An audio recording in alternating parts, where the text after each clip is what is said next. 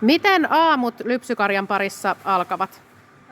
No ensimmäisenä yleensä kun tuun navetalle, niin tsekkaan tuolta ton tuotannon ohjausjärjestelmä, että miten on kukakin täällä yöaikana elellyt ja että sieltä ei mitään erityistä tai poikkeavaa nouse esiin. Ja sitten tietysti kun lähden tänne lypsylle päin kulkemaan ja karjan sekkaan, niin sitten tsekkaus, että yleisilmeeltä, että kaikki on ok ja tosiaan ei mitään poikkeavaa eläimien kanssa tule eteen ja sittenpä aamulypsyä kohti siitä. Entä mikä on semmoinen viimeinen työ, minkä sä teet joka ilta esimerkiksi navetalta lähtiessä? No oikeastaan isäntä varmaan tekee meillä sen ihan viimeisen työn, että hän käy sitten iltatarkilla ja sama homma, että katsomassa yleisilmeä, että kaikki on ok ja ei ole mitään erityistilanteita ja tyrkkäämässä rehua vähän lähemmäs eteen, että on sitten yöaikana vielä evästä eessä, jos on nälkä. Entä millaisia päivittäisiä perustöitä navetalla on? No tosiaan mulla itellä, minä vastaan tuosta lypsystä tuolla lypsyasemalla, niin se vie mulla varmaan niin kuin isoimman osan työajasta. Sitten tietysti ylipäätään tämä kaikki tämmöinen karjan tarkkailu ja se hyvinvoinnin seuraaminen ja muu, että tarviiko siihen reagoida ja kiiman tarkkailut ja siemennykset ja no tietysti sitten taas isännällä on enemmän nuo puhistukset ja kuivitukset ja ruokinnat ja vasikan juotot ja tämmöisestä. Meillä on tämmöinen tämä työnjako, mutta tietysti joustavasti sitten vähän päivän mukaan mitä kukainenkin kerkee tehdä. Entä mitä semmoisia harvinaisempia töitä tällaisella tilalla voi olla? No tietysti sesonkityöt kesällä, että sitten en tietenkään harvinaisia ole, mutta ne ei ole joka päiväisiä, että sitten on noita peltotöitä, joista sitten isäntä meillä vastaa. Ja sitten tietysti se taas, että mikä on ikävämpi tilanne, jos tulee joku semmoinen poikkeustilanne, että eläin vaikka sairastaa tai muuta, että se tietysti on sitten harvinaisempi tilanne ja onneksi niitä ei joka päivä joudu ratkomaan. Ja sitten tietysti poikimiset kanssa onhan ne niinku erityistilanteita aina, mutta yleensä niissä sitten, että nehän nyt yleensä menee hyvin, että ne on iloisia juttuja ne ja semmoisia positiivisia tilanteita. Mikä sun mielestä lypsykarjassa on parasta? No varmasti eläinten kanssa työskentely on ihan se ykkösjuttu, mutta sitten toinen ihana asia on se, että tätä työtä ja että nimenomaan näitä sesonkitöitä rytmittää tämä luonnon ja vuoden kierto, että sen mukaan eläminen on sitten semmoinen, mistä nautin kovasti. Mikä on sellainen erityisen hyvä hetki sun työssä?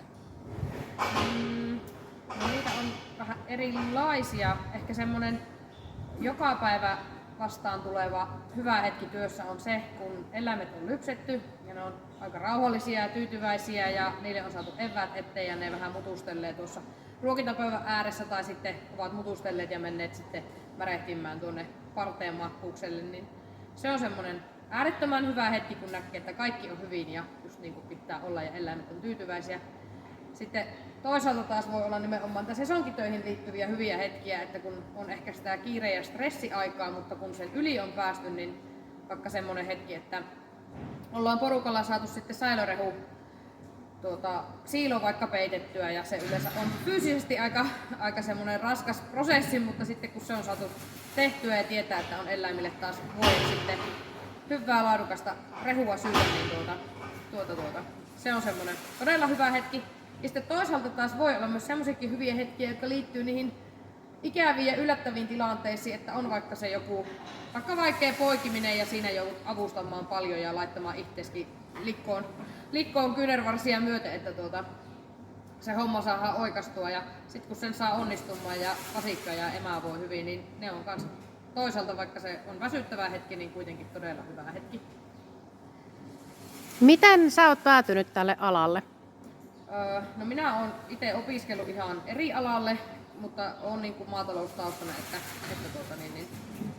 minun isällä ja sedällä on maatila ja minä olen siellä sitten maitotila ja olen siellä ollut sitten tehnyt töitä ja siellä oppinut näihin hommiin, että sitten vaikka muulle alalle on kouluttautunut, niin sitten kuitenkin veri veti tänne navettaan ja puolisolla sitten sattui olemaan tämä ammatti, niin sitten oli helppo vähän yrittäjäpuolisoksi hypätä mukaan.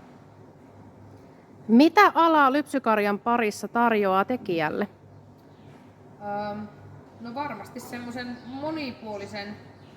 monipuolisen työn ainakin, että tässähän on niinku sillä lailla paljon mahdollisuuksia, että mihinkä voit ikään kuin erikoistua ja mikä on se sinun juttu tässä ja mitä kautta sinä lähdet kehittämään sitä omaa osaamista ja päätypä sitten työntekijäksi tai yrittäjäksi, niin se on vähän semmoinen, että saat tehdä makkaran mieleiseksi ja toki juurikin tämä eläinten kanssa ja luonnon kanssa niin kun yhteistyössä työskentely, niin se on kyllä tosi mielenkiintoinen juttu.